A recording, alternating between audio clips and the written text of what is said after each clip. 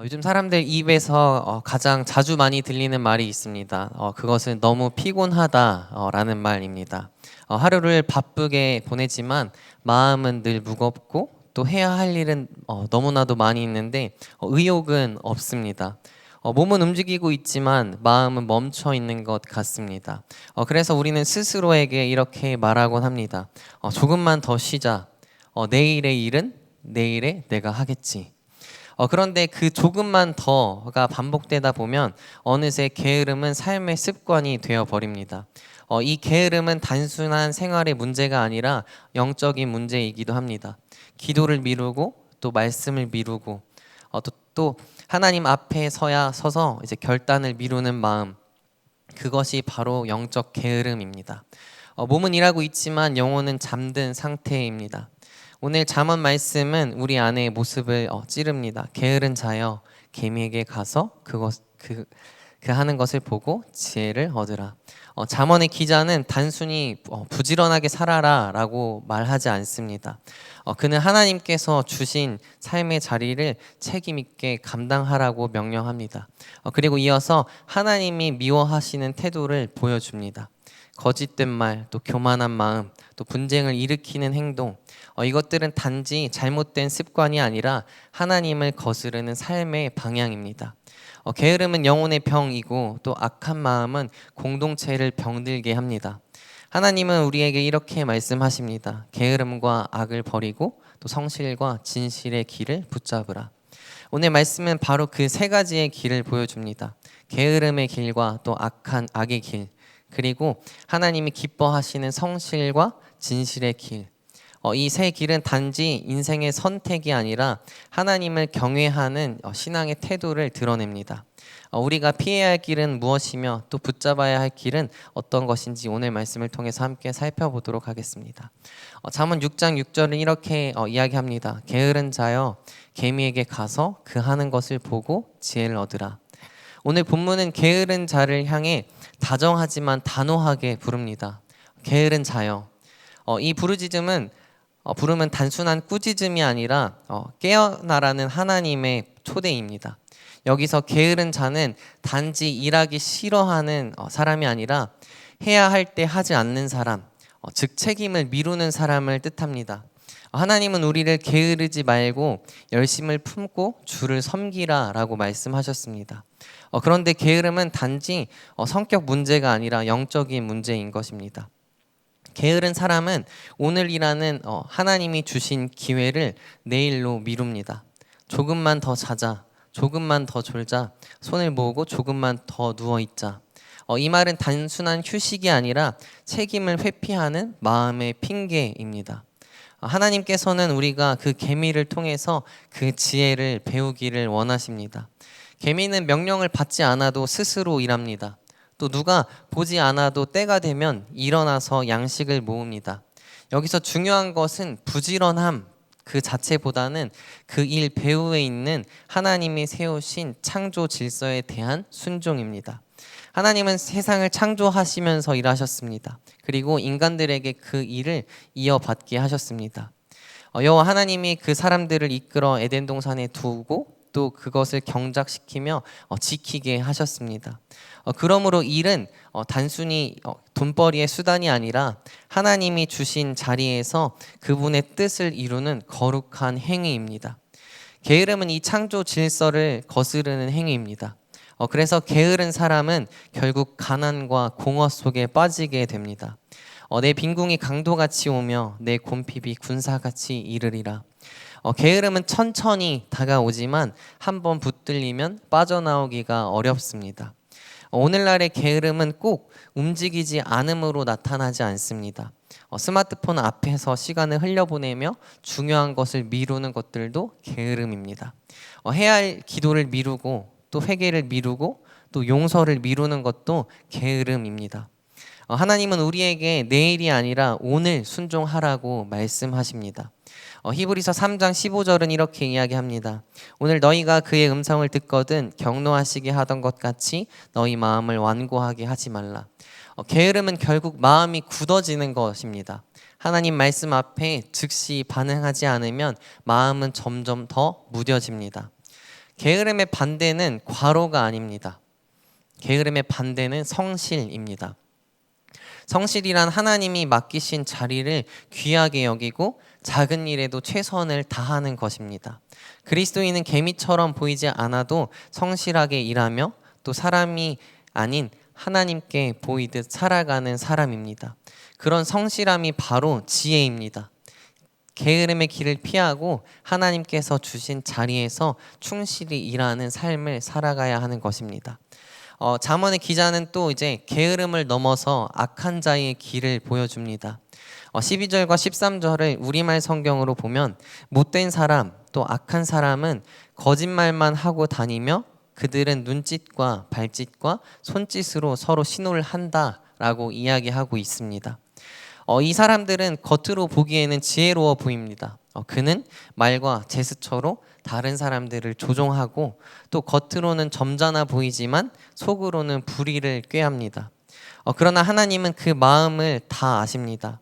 그의 마음에는 패역을 품고 항상 악을 꾀하여 다툼을 일으키는 자라.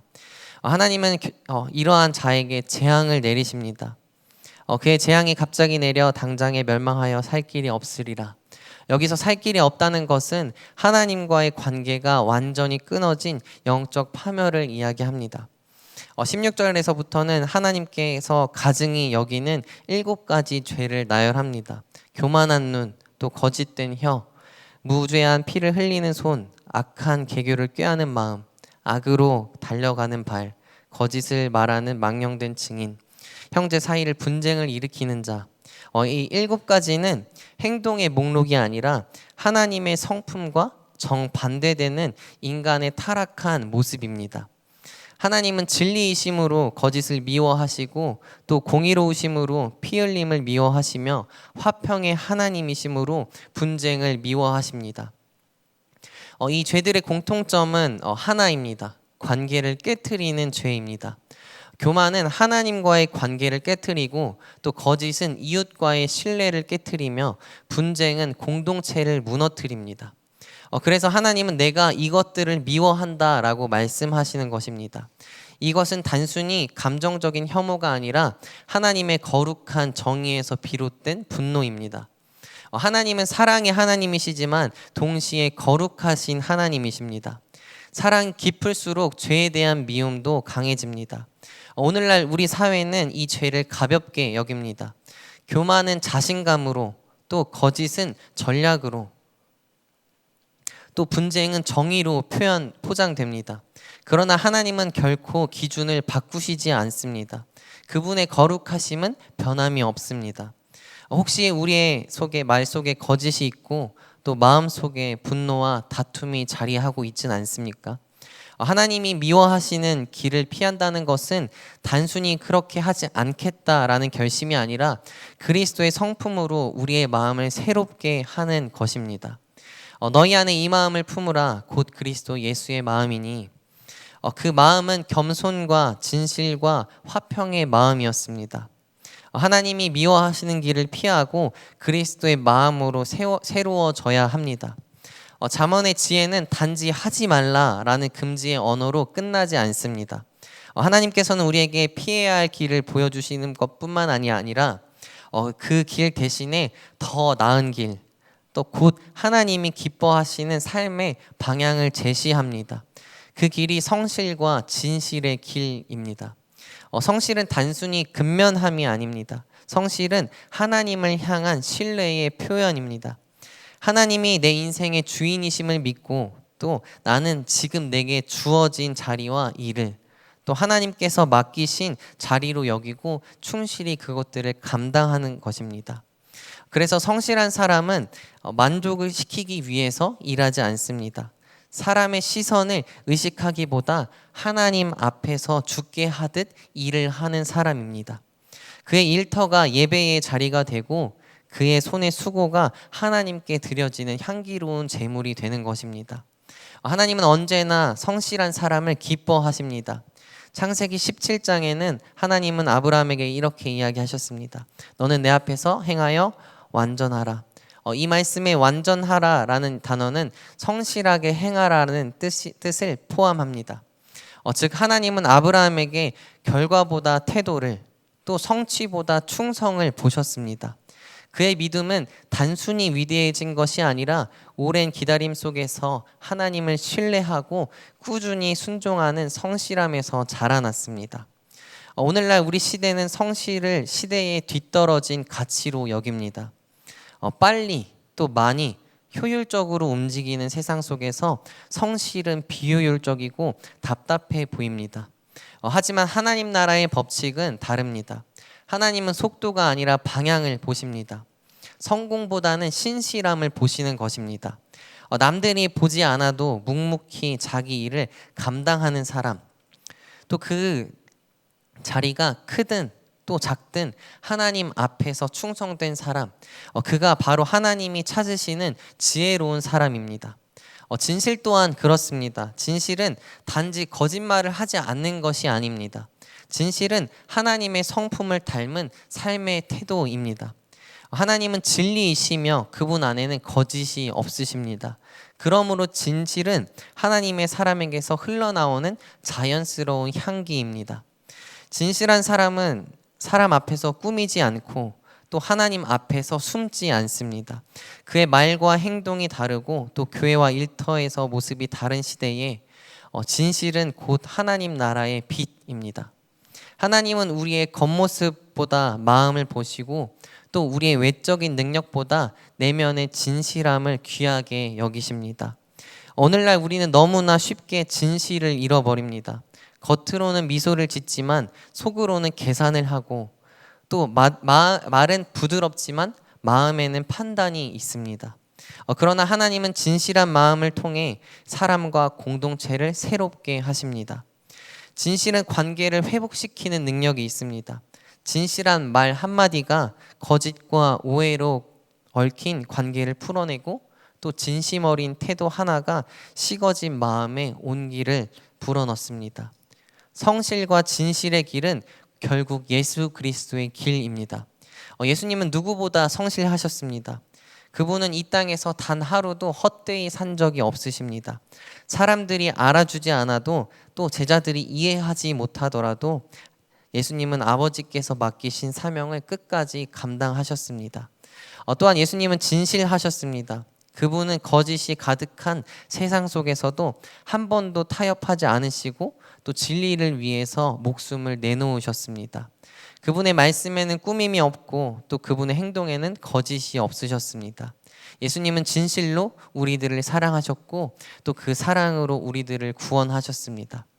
우리가 성실과 진실의 길을 붙잡는다는 것은 단순히 윤리적으로 착하게 살자라는 뜻이 아닙니다. 그리스도를 닮아가자는 부르심입니다. 예수님께서 걸으신 길을 걷는 것입니다. 그분의 성실이 우리의 게으름을 덮고 또 그분의 진실이 우리의 거짓을 씻으셨습니다. 이제 우리도 그분처럼 살아가야 합니다. 성실과 진실의 길을 붙잡는 사람들의 삶은 분명히 달라집니다. 먼저 일상의 태도에서부터 달라집니다. 예전에는 일터가 고단함의 공간이었지만 이제는 하나님께 예배드리는 자리로 보이게 됩니다. 오늘 해야 할 일이 하나님이 맡기신 일로 느껴집니다. 그래서 불평 대신에 감사가 생기고 대충함 대신에 정직함이 자리를 잡습니다. 또 관계의 방식이 달라집니다. 진실한 사람은 더 이상 사람을 이용하거나 꾸미지 않습니다. 상대의 약점을 이용하지 않고 또 상처 주는 말을 경계하며 진심으로 섬깁니다. 그 결과 또 가정 안에서 신뢰가 회복되고 또 교회 안에서 화평이 자라나게 됩니다. 또 신앙의 무게가 달라집니다. 이제 신앙은 단지 예배 시간에 머물지 않고 삶 전체를 지배합니다. 말씀을 듣는 것으로 만족하지 않고 그 말씀대로 살아내는 삶으로 나아가게 됩니다. 그때부터 우리들은 달라집니다. 신앙이 형식이 아니라 힘이 되고 또 예배는 의무가 아니라 기쁨이 됩니다. 하루하루 삶이 단조로운 반복이 아니라 하나님이 함께 하시는 복된 동행으로 바뀌게 됩니다. 하나님은 지금도 세상을 성실과 진실한 사람으로 세워가십니다. 그 사람을 통해서 가정이 회복되고 또 직장이 새로워지며 또 교회가 건강해집니다. 그리고 그 한 사람을 통해서 세상은 하나님을 보게 됩니다. 성실과 진실은 세상에서 눈에 띄지 않을 수도 있습니다. 그러나 하나님은 결코 잊지 않으십니다. 사랑하는 성도 여러분, 우리가 걸어가야 할 길은 멀리 있지 않습니다. 하나님은 거창한 사명을 요구하시지 않으십니다. 그분은 오늘 바로 이 자리에서 작은 일 속에서도 성실하게 또 진실하게 살아가는 우리들을 찾으십니다.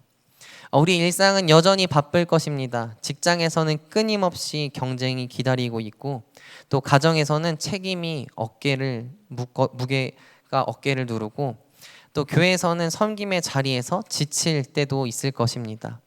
그러나 바로 그 자리가 하나님이 부르신 자리입니다. 하나님은 그 평범한 자리에서 성실함으로 일하고 또 진실함으로 사랑하는 우리를 통해서 하늘의 일을 이루십니다. 세상은 여전히 빠르고 요란합니다. 거짓이 이익이 되는 시대라고 해도 하나님은 지금도 진실한 한 사람을 통해서 그분의 나라를 세워 가십니다. 그 한 사람의 성실한 손길, 또 진실한 한마디가 하나님의 지혜를 또 세상에 드러냅니다. 하나님은 화려한 성공보다 진실한 마음을 기뻐하십니다. 누군가 보지 않아도 성실히 일하는 사람, 또 사람 앞에서 말하진 못해도 하나님 앞에서 정직하려는 그 마음, 그것이 하나님이 찾으시는 믿음의 사람의 모습입니다. 우리가 완벽해서가 아니라 하나님께서 우리를 포기하지 않으시기에 다시 시작할 수 있습니다.